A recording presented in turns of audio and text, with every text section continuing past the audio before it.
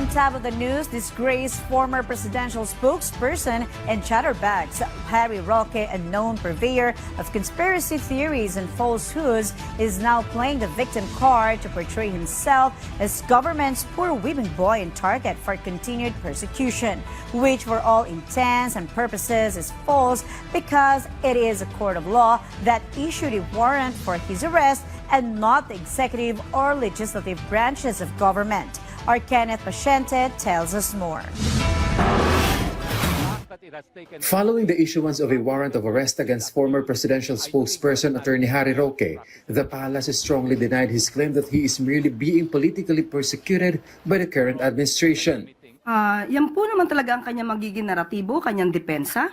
Pero hindi po niya sinasagot ng mabuti kung nasaan nga ba yung mga dokumentong kanyang ipinangako sa House of Representatives at the time na nagkaroon po ng hearing sa Quadcom.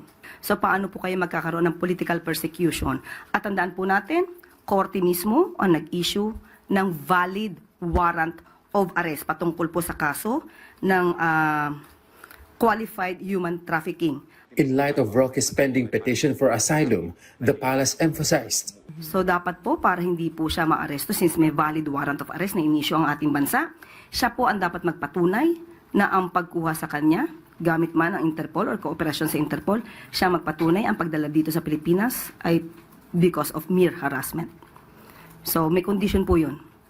Hindi po yun statement na hindi ka pwedeng hulihin, basta-basta. Kung meron naman pong valid warrant of arrest at may kaso siyang dapat kaharapin, hindi po siya dapat magtago sa kanyang petition for asylum. the issuance of a warrant of arrest against Roque is a welcome development for Senator Risa Ontiveros. She stressed that Roque is a lawyer and he knows that evading the law is wrong, so he must be compelled to return to the Philippines and face the charges against him. Senator Win Gatchalian urged authorities to ensure that wrongdoers are held accountable regardless of their status in life. As far as the House of Representatives is concerned, some lawmakers welcome the issuance of the arrest warrant against Roque, especially since the issues involving him were first raised during their hearings.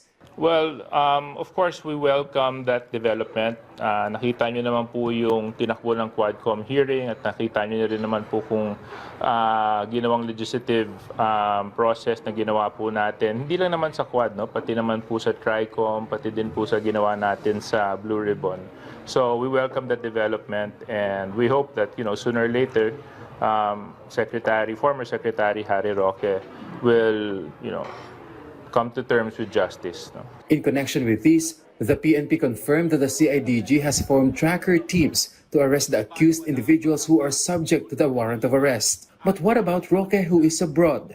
Sa ating pagkakatanda, yan din po sinabi ni Yusek Nikki T ng DOJ, maaari po sila makipag-cooperate at makipag-coordinate sa Interpol patungkol po dito. So abangan na lang po natin kung ano man po ang magiging aksyon ng pamahalaan sa pamamagitan po ng DOJ.